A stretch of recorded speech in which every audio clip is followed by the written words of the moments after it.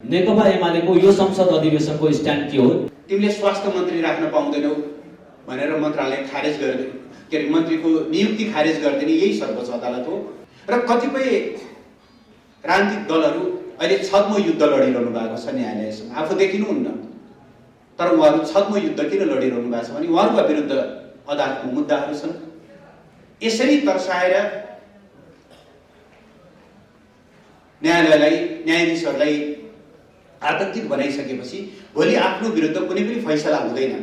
पार्टीको 10औं राष्ट्रिय महाधिवेशनपछि पार्टीले लिन थालेका कार्यदिशाको सन्दर्भमा, महाधिवेशनका सन्देशको सन्दर्भमा र महाधिवेशनपछि अब एमाले कसरी अगाडि बढ्दैछ भन्ने सन्दर्भमा सञ्चार माध्यमहरू मार्फत आम जनसमुदाय समक्ष पार्टीका सन्देश सम्प्रेषित गर्ने हिसाबले यो महत्त्वपूर्ण कार्यक्रम आयोजना गर्नुभएको छ। यो महत्त्वपूर्ण कार्यक्रममा सहभागी हुने मौका दिनुभएकोमा म साथीहरूलाई धन्यवाद दिन चाहन्छु। साथीहरूले बताइसक्नु भएको छ यो कार्यक्रमको निम्ति पार्टी अध्यक्ष आदरणीय कुमारी केपी शर्मा ओली आउने निर्धारण भएकै थियो। अस्ति साँझदेखि उहाँलाई अचानक रुगा खोकी र खास गरेर लगातार खोकीका कारणले बोल्न निकै कठिन भएपछि एकदमै अन्तिम अवस्थामा उहाँले आउन नसक्ने जानकारी दिएर पार्टीको तर्फबाट केही कुराहरू सम्प्रेषित गर्न मलाई जिम्मेवारी दिनुभएको छ।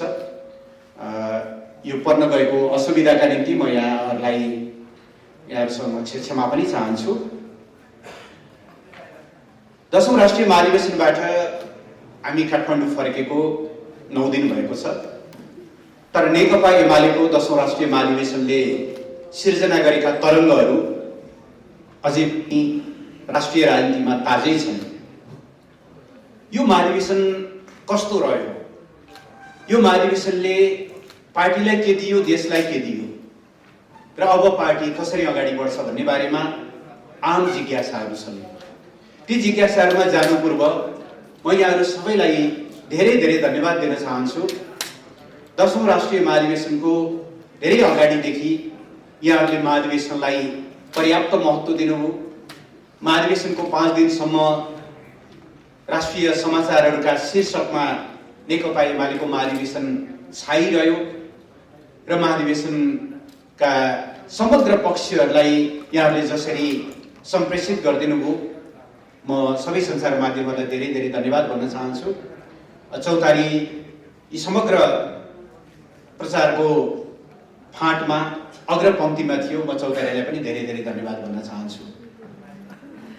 10औं राष्ट्रिय महाधिवेशनले जबरजस्त रूपमा स्थापित गरेको सर्वाधिक महत्त्वपूर्ण पक्ष के हो भनेदेखि राष्ट्रिय राजनीतिमा नेकपा एमाले मुलुकको पहिलो र सर्वाधिक शक्तिशाली पार्टी हो, शक्ति हो भन्ने कुरालाई महाधिवेशनले पुनर्पुष्टि गरेको छ। धेरै अगाडिदेखि कतिपय ज्योतिषहरूले एमाले अब ओह्रालो लागेको, एमालेको शक्ति क्षय भएको, एमाले प्रतिरक्षात्मक भएको, एमाले अब कहिल्यै उदाउन नसक्ने धेरै खालका भविष्यवाणीहरू राजनीतिक ज्योतिषहरूले गरिरहनु भएको थियो। निश्चय नै नेकपा एमालेका विरुद्ध चौतर्फी घेराबन्दी पनि थियो र सतहमा हेर्दा नेकपा विभाजित भएको, नेकपा एमाले सरकारबाट बाहिरिनु परेको र खुद नेकपा एमालेबाट समेत केही साथीहरू बाहिरिएको अवस्थाभित्र कतिपयलाई साँच्चै नेकपा एमाले कमजोर भएको हो कि भन्ने एउटा भान पनि परिरहेको अवस्था थियो। तर मङ्सिर 10 गते नारायणी नदी किनार र सिङ्गो नारायणगढ बजारबारी र नवलपरासीको पूर्वी भेगमा अभूतपूर्व रूपले ओर्लिएको जनसागरले पुष्टि गर्यो यी कुनै पनि आँधी तुफानले, यी कुनै पनि हावाहुरीले नेकपा एमालेको शक्तिशाल जस्तो रूपलाई रत्तीभर हल्लाउन सकेको छैन। बरु यो चुनौतीले नेकपा एमालेलाई थप एकताबद्ध, थप सुदृढ बनाएको छ भन्ने कुरालाई पुनर्पुष्टि गरेर असोज 15 देखि 17 सम्म गोदावरीमा भएको विधान महाधिवेशनले नेकपा एमालेको कार्यकर्तापन्थी इन्ट्याक्ट छ भन्ने कुरा पुष्टि गरेको थियो भने 10औं राष्ट्रिय महाधिवेशनको उद्घाटन सत्रले एमालेको जनाधार इन्ट्याक्ट छ भन्ने कुरालाई पुनर्पुष्टि गर्यो। त्यसो भएर 10औं राष्ट्रिय महाधिवेशनको सबैभन्दा महत्त्वपूर्ण सन्देश भनेकै नेकपा एमाले यो देशको सबैभन्दा ठुलो अभेद्य र एउटा अविचलित शक्ति हो र देशको नेतृत्वदायी शक्ति हो भन्ने कुरालाई यसले पुनर्पुष्टि गरेको छ। हामी यहाँहरू मार्फत सङ्कटको बेलामा नेकपा एमालेको पक्षमा उभिएर नेकपा एमालेको आह्वानमा सुदूर पश्चिम उत्तरको दार्चुलादेखि पूर्वोत्तरको ताप्लेजुङसम्म पूर्वको झापादेखि लिएर पश्चिमको कञ्चनपुरसम्मबाट लाखौंको संख्यामा नारायणघाटमा चितवनमा जम्मा भएर नेकपा एमालेलाई ऊर्जा शक्ति र हौसला दिने सबै जनसमुदायलाई हामी धन्यवाद दिन चाहन्छौँ। पहिलो। दोस्रो, 10औं राष्ट्रिय महाधिवेशनले नेकपा एमालेको एकतालाई थप सुदृढ गरेको छ। मैले उद्घाटन सत्रको दिन पनि कुरा गरेको थिएँ, जसरी नारायणी नदी नारायणघाटमा पुग्दा त्योभन्दा अगाडिका जति पनि भङ्गालाहरू छन् अथवा त्यसका सहायक नदीहरू छन्, ती सबै नदीका पानीहरूको रङलाई घोल्दै एउटै रङमा नीलो रङमा बगिरहेको हुन्छ। त्यहाँनिर गाईघाटमा मिसिएको सेतीको सेतो पानीको पनि असर बाँकी रहँदैन, देवघाटमा मिसिएको काली गण्डकीको कालो पानीको पनि असर रहँदैन। एउटै रङमा घोलिएर जसरी नारायणीमा पुग्दाखेरि एउटा जलप्रवाह बन्छ। यो 10औं राष्ट्रिय महाधिवेशनपछि नेकपा एमाले मनोविज्ञानको हिसाबले पनि एकताबद्ध भएको छ। महाधिवेशन अगाडि हामीसँग तीनवटा मनोविज्ञानहरू थिए। एउटा नेकपा एमालेको नेतृत्वसँग सुरुदेखि नै जोडिएको, तपाईहरुले चलन चल्तीको भाषामा भन्दा संस्थापन भनेर भनिने एउटा मनोविज्ञान।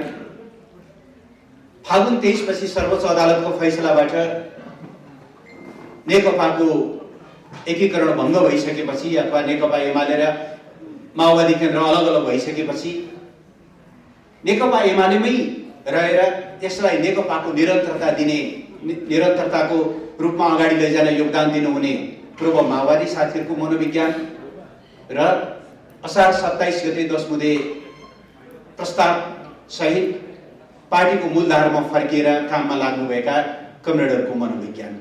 यी तीनटा मनोविज्ञानलाई हामीले जोड्नु पर्ने थियो र पार्टीमा एउटा नयाँ सिनर्जी क्रिएट गर्नुपर्ने थियो। 10औं राष्ट्रिय महाधिवेशनले त्यो सिनर्जी क्रिएट गरेको छ र अब विगतका कुनै पनि मनोविज्ञानहरूको असर बाँकी नराखिकन पार्टीलाई एकताबद्ध बनाएको छ। दोस्रो। तेस्रो, पार्टीले आफ्ना आन्तरिक सबै जिम्मेवारीहरू पूरा गरिसकेपछि अब पार्टी राष्ट्रिय राजनीतिमा प्रभावशाली हस्तक्षेपका निम्ति तयार भएर काठमाडौँ फर्केको छ। हामीले महाधिवेशनबाट मुख्यतया दुईटा अभिवाराहरू, एउटा पार्टी निर्माणको अभिवारा, अर्को राष्ट्र निर्माणको अभिवारा, दुईटा मुख्य अभिवारा तय गरेका छौँ। अरू धेरै अभिवाराहरूलाई यी दुईटा भित्र समेट्न सकिन्छ। पार्टी निर्माणको अभिवाराभित्र हामीले जसरी महाधिवेशनको मूल नारामा हामीले भनेका छौँ, दक्षिणपन्थी अवसरवाद र सङ्गठनात्मक अराजकतालाई परास्त गरौँ, ती दुईटा अवरोधलाई छिचोल्दै पार्टीलाई वैचारिक, सङ्गठनात्मक, भावनात्मक, जनाधार हरेक हिसाबले सशक्त र मुलुकको नेतृत्वदायी, बहुमत प्राप्त नेतृत्वदायी शक्तिको रूपमा स्थापित गर्ने पार्टी निर्माणको अभिवारा हुनेछ भने जनताको बहुदलीय जनवादको मार्गदर्शनमा समाजवादका आधार निर्माण गर्ने यसको राष्ट्रिय अभिवारा हुनेछ। यी दुईटा अभिवारालाई हामीले सँगसँगै लैजानेछौँ। त्यसका लागि 3 महिना हामीले पार्टीको यो सन्देश सम्प्रेषित गर्ने, पार्टी विस्तार गर्ने, पार्टीमा नयाँ साथीहरूलाई प्रवेश गराउने, प्रदेश र जिल्लाका अधिवेशनहरू सम्पन्न गर्ने गरिकन पार्टीलाई हरेक हिसाबले सुदृढ र तयार बनाउनेछौँ भनेदेखि त्यसपछि हाम्रो समग्र ध्यान निर्वाचनमा केन्द्रित हुनेछ। निर्वाचनपछि हरेक क्षेत्रमा, हरेक तहमा बहुमत प्राप्त पहिलो शक्तिको रूपमा नेकपा एमाले अगाडि आउनेछ र असार 28 को परमादेशपछि राष्ट्रिय राजनीति जसरी पश्चगामी दिशामा धकेलिएको छ, राष्ट्रिय राजनीतिलाई जुन उल्टो बाटोमा हिँडाउन खोजिएको छ, त्यसलाई सुल्ट्याउँदै समृद्धिको, सामाजिक आर्थिक रूपान्तरणको अभिभावनालाई हामीले फेरि तीव्रता दिनेछौँ। यो अभिभावना पूरा गर्ने सङ्कल्पसहित नेकपा एमाले चितवनबाट फर्केको छ। चितवनमा राष्ट्रिय महाधिवेशन गरिरहँदा यसका अन्य थुप्रै सकारात्मक प्रभावहरू पनि परेका छन्। चितवनको पर्यटन, चितवनको विकास, चितवनको अन्य व्यवसायहरूमा यसले ठुलो सकारात्मक योगदान गरेको छ। हुन त नेकपा एमाले गरेका हरेक कामको आलोचना गर्नुपर्छ भन्ने मनोविज्ञान राख्ने केही साथीहरूले हामीले 10औं राष्ट्रिय महाधिवेशनको लोगोको रूपमा राखेको गैडाको पनि उपहास गर्नुभयो, सौराहामा कार्यक्रम राखेको कुरा पनि उपहास गर्नुभयो। लोकतन्त्र आएको छ, उहाँहरूले राख्ने विचारहरूको बारेमा हाम्रो कुनै टिप्पणी छैन। तर नेकपा एमाले चितवनमा महाधिवेशन आयोजना गरेर चितवनको समग्र विकास, त्यहाँको पर्यटन, त्यहाँको ओइलाइरहेको, त्यहाँको मुर्जाइरहेको पर्यटन उद्योगमा पनि एउटा ठुलो सकारात्मक योगदान दिएको छ। तपाईहरूले आफै कभर पनि गरिरहनु भएको छ। नेकपा एमालेका प्रतिनिधिहरूको, नेकपा एमालेका पर्यवेक्षकहरूको, नेकपा एमालेका महाधिवेशनमा जाने अन्य सहभागीहरूको व्यवहारबाट नेकपा एमाले कस्तो पार्टी हो भन्ने कुरा, कसरी हामीले छाप छोड्यौँ भन्ने कुरा तपाईँहरूले निरन्तर कभरेज पनि गरिरहनु भएको छ। असाध्यै सकारात्मक र साँच्चै जनताको पार्टी रहेछ भन्ने कुराको चाहिँ सन्देश समेत पनि हामीले त्यहाँ सम्प्रेषित गरेका छौँ। अब महाधिवेशनपछि नेकपा एमालेको ध्यान मुख्यतया 4-5 वटा कुरामा केन्द्रित हुनेछ। पहिलो, यो परमादेशपछि गठन भएको सरकारले मुलुकका हरेक क्षेत्रलाई अस्तव्यस्त बनाउन लागेको अवस्था छ। विकासका 100औं योजनाहरू खारेज भएका छन्। जनताको हितमा थालिएका अधिकांश कामहरूलाई रोकिएको छ। सन्तुलित कूटनीतिक सम्बन्धमा व्यवधान खडा गरेर छिमेक सम्बन्ध या अन्य सम्बन्धहरूलाई एकदमै असन्तुलित बनाइएको अवस्था छ। सत्तारूढ पार्टीका नेताहरू, प्रधानमन्त्री एउटा कुरा भन्नुहुन्छ, गठबन्धनका अर्का नेताहरूको कुरा भन्नुहुन्छ, मित्र राष्ट्र उनीहरूले अगाडि सारेका योजनाहरूको सन्दर्भमा कालो धनलाई सेतो बनाउने प्रयत्नहरू भइरहेको छ। र यो गठबन्धन जसरी बन्यो, यो गठबन्धन निर्माण गर्नका निम्ति जे जस्ता खालका कुराहरू भए, असार 28 को परमादेशको बाइ प्रोडक्टको रूपमा राज्यका तिनै अङ्गहरूलाई पूर्ण रूपले अकर्मण्य बनाउने, उनीहरूलाई पुरै निष्प्रभावी बनाउने र असफल बनाउने प्रपञ्चहरू रचिँदैछ। कार्यकारी पूर्ण रूपले अक्षम छ, व्यवस्थापिका ठप्प छ, ठप्प पारिएको छ। किनभने नेकपा एमाले व्यवस्थापिकाको बारेमा 2टा कुरा भनेको हो। एक, सभामुखको रूपमा उहाँको रोल निष्पक्ष भएन। उहाँले दोहोरो भूमिका खेल्नुभयो, डबल स्ट्यान्डर्ड अवलम्बन गर्नुभयो। अरू पार्टीहरूले आफ्ना अनुशासन उल्लङ्घन गरेका सांसदहरूको बारेमा कारबाहीको सूचना दिँदा उहाँले 24 घण्टाभित्र टाँस्नुभयो, 48 घण्टाभित्र टाँस्नुभयो। तर नेकपा एमाले अनुशासनको कारबाही गरेका सांसदहरूलाई कारबाहीको त्यो सूचना नटाँसेर उहाँले सिरानी मुनि छ्यापेर बस्नुभयो। उहाँ सभामुख होइन, एउटा राजनीतिक दलको कार्यकर्ता या नेता जस्तो बन्नुभयो। उहाँले त्यो पदको पदीय मर्यादा कायम राख्नु भएन। त्यो पदीय मर्यादा कायम राख्नु पर्यो। एक। दोस्रो, पार्टीले कारबाही गरेर सांसद पदबाट निकालिसकेका व्यक्तिहरू सांसद हुन सक्दैनन् र गैर सांसदहरूलाई संसद बैठकभित्र छिर्ने अधिकार हुँदैन, त्यो बैठक वैध हुँदैन। यी 2टा कुराका साथ हामीले आवाजहरू लगातार उठाइरह्यौँ। तर देशको प्रमुख प्रतिपक्ष मात्रै होइन, देशको सबभन्दा ठुलो पार्टीले यति सिरियसली यी विषयहरू उठाउँदाखेरि पनि न सत्तापक्ष न सभामुख कुनै कुराको सुनवाई गरिरहनु भएको अवस्था छैन। त्यसले गर्दा संसद ठप्प छ। न्यायपालिकाको बारेमा मैले केही बताइरहनु पर्दैन। न्यायाधीशहरू हडतालमा उत्रिनु भएको छ र सङ्कटकालमा समेत रोक्न नपाइने बन्दी प्रत्यक्षीकरणका मुद्दाहरूदेखि 28,000 भन्दा बढी मुद्दाहरू सर्वोच्च अदालतमा पेन्डिङ छन्। वर्षौंदेखि न्यायका लागि मान्छेहरू दाहाको दाही छन् काठमाडौँ, तर महिनौं दिनसम्म न्यायालय ठप्प पारेर न्यायाधीशहरू स्वयं र अलिकति प्रभावशाली भनिने कोट अनकोट कानुन व्यवसायीहरूले न्यायालयको एक किसिमले भन्ने भने त्यो हुर्मत भइरहेको अवस्था छ। राज्यका तीनवटै अङ्गहरू यसरी फेलियर हुनु भनेको कुनै पनि लोकतान्त्रिक मुलुकका निम्ति शुभ लक्षण होइन। हामी चिन्तित छौँ र यसमाथि प्रभावकारी ढङ्गले हस्तक्षेप गर्न चाहन्छौँ। यी सबै कुराहरूको निकास ताजा जनादेश हो भन्ने कुरा नेकपा एमाले 1 वर्ष अगाडिदेखि भन्दै आएको छ र हामीले भन्दै आएका कुराहरूलाई यी घटनाक्रमहरूले पुष्टि गरेका छन्। त्यसो भएर त्यो कुरालाई हामीले अझ सशक्त ढङ्गले अगाडि बढाउनेछौँ पहिलो। दोस्रो, सरकारले गरेका जति पनि जनविरोधी कामहरू छन्, जहाँ जहाँ हाम्रा विकासका बजेटहरू काटिएका छन्, त्यहाँ त्यहाँ अब जनताहरू आन्दोलनमा उत्रिनेछन्। ती बजेट तत्काल रिज्युम गरियोस्, त्यो बजेट जस्ताको तस्तै कार्यान्वयन गरियोस्, त्यो बजेटलाई चाहिँ सुचारू गरियोस् भन्दै महँगीका, भ्रष्टाचारका जे जति केसहरू छन् ती सबै कुरामा हाम्रा जनसङ्गठनहरू, हाम्रा पार्टी पङ्क्तिहरू त्यसको प्रतिवादमा उत्रिनेछन् र मुलुकलाई संविधानको बाटोभन्दा बाहिर लग्ने जुन कोसिस,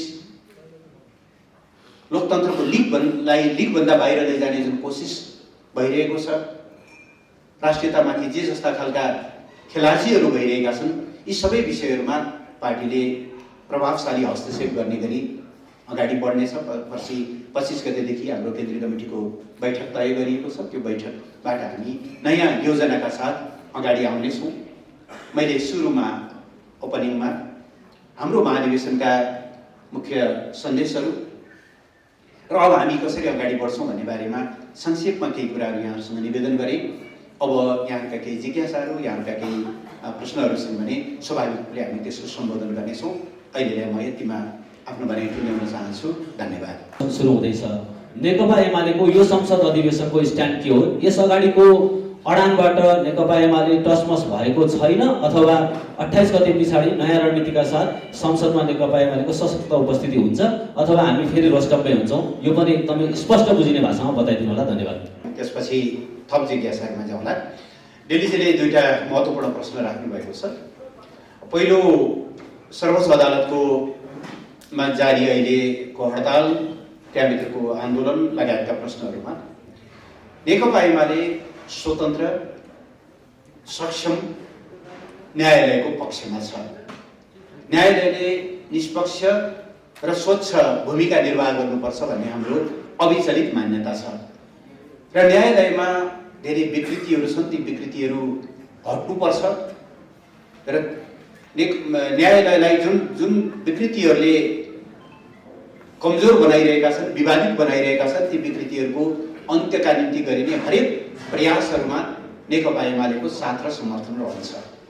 तर आज भइरहेका हडतालहरू, आज भइरहेको आन्दोलनभित्र न्यायालय सुधारको त्यो मूल विषयवस्तु अन्तर्निहित छैन। पहिलो त त्यो हडतालले जनताको संवेदनशीलतालाई अवमूल्यन गरेको छ। मैले अघि पनि भने युद्धकालमा समेत, सङ्कटकालमा समेत रोक्न नपाइने बन्दी प्रत्यक्षीकरणका मुद्दाहरू समेत हप्तौँसम्म ती मुद्दाहरू अलपत्र परे। त्यसले गर्दा कोही नागरिक गैर कानुनी हिरासतमा बसेको रहेछ भने उसले तत्काल रिहा हुन पाउनु पर्थ्यो। त्यहाँ बहस भएको भए ऊ रिहा हुन्थ्यो होला। उसले अकारण हप्तौँसम्म गैर कानुनी हिरासतमा बस्नुपर्ने स्थिति हो, जुन संविधानले परिकल्पना नै गर्दैन। अरू मौलिक हक निलम्बन हुँदा समेत निलम्बन नहुने हकलाई, मौलिक हकको रक्षा गर्नुपर्ने न्यायालयले स्वयं आफै हनन गर्ने काम गर्यो। हामी असाध्यै दुखित छौँ। यसो गर्न मिल्दैन। सङ्घर्षका आन्दोलनका निश्चित मर्यादाहरू हुन्छन्। त्यो मर्यादाभन्दा बाहिर गयो पहिलो कुरो आन्दोलन। दोस्रो, व्यक्तिमा केन्द्रित गरेर अहिले चलेको हडतालले न्यायालयलाई सुधार गर्दैन। व्यक्तिको रूपमा हाम्रो कसैप्रति आग्रह पनि छैन, कसैप्रति आसक्ति पनि छैन। हामी नेकपा एमाले सर्वोच्च अदालतबाट पीडित पार्टी हो। हिजो अस्ति बार एसोसिएसनका पदाधिकारीहरूसँग भेट्दा हाम्रो पार्टी अध्यक्ष तत्कालीन प्रधानमन्त्रीले बताउनुभयो 56,000 त उहाँले प्रतिवादी फिर्याद लगाउँदा हस्ताक्षर गर्न 56,000 हस्ताक्षर गरे भनेर उहाँले बताउनु भएको थियो। कतिसम्म भने देशमा कोरोनाको महामारी छ, तिमीले स्वास्थ्य मन्त्री राख्न पाउँदैनौ भनेर मन्त्रालय खारेज गर्दै मन्त्रीको नियुक्ति खारेज गरिदिने यही सर्वोच्च अदालत हो। उहाँहरू प्रधान न्यायाधीशहरू नै हो। देशमा विपद छ, मेलम्ची लगायत मनाङ लगायतका ठाउँहरूमा त्यत्रो बाढी पहिरो गएको छ, गृहमन्त्री किन राखेको खारेज गर भनेर भन्ने त्यही अदालत हो, तिनै न्यायाधीशहरू हो। व्यक्तिको रूपमा हामी जति पीडित अरू कोही पनि छैन। तर हाम्रो पीडा आफ्नो ठाउँमा छ। न्यायालय जस्तो हुनुपर्छ। हामी स्वतन्त्र न्यायालयको पक्षमा छौँ। त्यसबाट व्यक्तिप्रति हाम्रो आग्रह पनि छैन, आसक्ति पनि छैन। हामीले कसैलाई आग्रहपूर्वक हटाउन पनि चाहँदैनौँ, आग्रहपूर्वक कसैलाई जोगाउन पनि चाहँदैनौँ। तर अहिलेको हडताल कस्तो हो भनेदेखि न्यायाधीशभित्रका दुईटा गुटको झगडा जस्तो देखियो। कतिपय न्यायाधीशहरूलाई लाग्यो होला एकजनालाई हटाउन पाइयो भने म त्यो ठाउँमा पुग्थेँ भनेर। कतिपय वरिष्ठ कानुन व्यवसायीहरूलाई लागेको होला आज यसरी सडकबाट दबाब दिएर न्यायाधीशलाई हटाउन सके, प्रधान न्यायाधीशलाई हटाउन सके भने भोलि त म उभिने बित्तिकै सर्पको अगाडि चाहिँ गरुडको छाया परेर सर्प जसरी लटपटाउँछ, म उभिएपछि त मुद्दा त मेरो फर्म हुन्छ। कतिपय वरिष्ठ अधिवक्ताहरूलाई, वरिष्ठ कानुन व्यवसायीहरूलाई त्यो लागेको होला। र कतिपय राजनीतिक दलहरू अहिले छद्म युद्ध लडिरहनु भएको छ न्यायालयसँग। आफू देखिनुहुन्न, तर उहाँहरू छद्म युद्ध किन लडिरहनु भएको छ भने उहाँहरूका विरुद्ध अदालतको मुद्दाहरू छन्। यसरी तर्साएर न्यायाधीशहरूलाई आतंकित बनाइसकेपछि भोलि आफ्नो विरुद्ध कुनै पनि फैसला हुँदैन। अहिले चालु रहेका अदालतमा दर्ता भएका कुनै पनि मुद्दामा मेरो विरुद्ध फैसला हुँदैन भन्ने ढङ्गले उहाँहरू छद्म युद्ध लडिरहनु भएको छ। यस्ता छद्म युद्ध, यस्ता गुटगत स्वार्थहरूमा नेकपा एमाले जान चाहँदैन। त्यसो भएको हुनाले न्यायालयको समग्र सुधार, यसको प्रस्थान बिन्दु उहाँहरू आफैले जुन डायग्नोसिस गर्नुभएको छ, छानबिन समिति बनाएर न्यायालयमा यो खालका विकृतिहरू छन्, यी विकृतिहरू यसरी हट्नुपर्छ, बिचौलियाहरू छन्, कारबाही गरिनुपर्छ, भ्रष्टाचार छ, घुसखोरी छ, यो खालको जे कुराहरू उहाँले भन्नुभएको छ त्यो प्रतिवेदन कार्यान्वयन गर्ने हो भनेदेखि न्यायालयको सुधार त्यहाँबाट हुन्छ। हामी न्यायालयको सुधारको पक्षमा छौँ। व्यक्तिलाई राखेर या व्यक्तिलाई हटाएर, एकजना व्यक्तिको ठाउँमा अर्को व्यक्तिलाई ल्याएर या एकजना व्यक्तिलाई हटाएर अहिलेका समस्याहरूको समाधान हुन्छ भन्ने हामीलाई लाग्दैन। यो समस्याको स्रोत भदौ 28 को परमादेश हो, जहाँ असार 28 को जहाँ नाग्नै नहुने लक्ष्मण रेखाहरू नागियो। न्यायालय र सर्टेन राजनीतिक शक्तिहरूको बिचमा जुन अपवित्र गठबन्धन भयो, त्यो गठबन्धनले सिर्जना गरेको बाइ प्रोडक्ट मात्रै हो यो।